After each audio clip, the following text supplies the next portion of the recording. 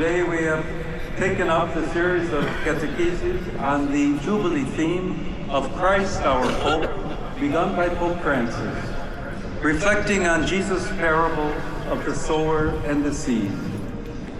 What can strike us is the generosity, even recklessness, with which the sower casts the seed on all kinds of soil, even the rocky terrain that seems most unpromising.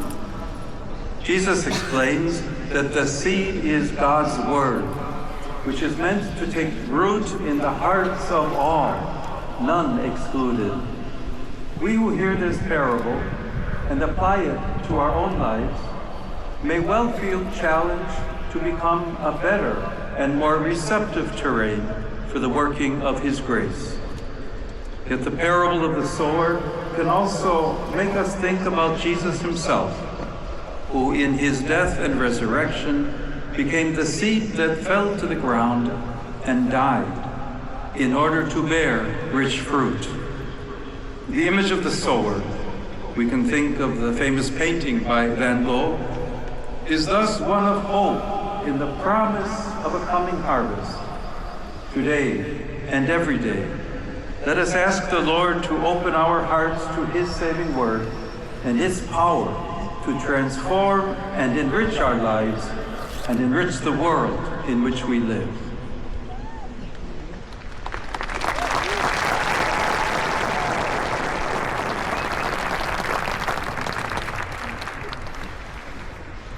I'm happy to welcome the English-speaking pilgrims and visitors, especially those from England, Ireland, Hungary, Norway, Nigeria, Senegal, Tanzania, Australia, New Zealand, India, Indonesia, Malaysia, Mongolia, the Philippines,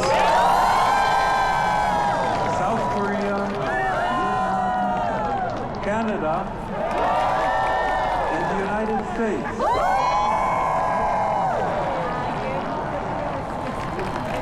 I greet in particular the Sisters of St. Joseph of Annecy, the Palatine Missionary Sisters of the Catholic Apostolate, the Daughters of St. Jerome Emiliani, the Couples for Christ,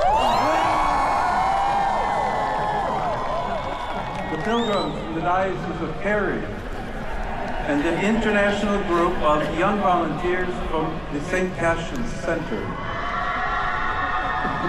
With prayerful good wishes that the present Jubilee of Hope may be for you and your families a time of grace and spiritual renewal, I invoke upon you all the joy and peace of the Lord Jesus.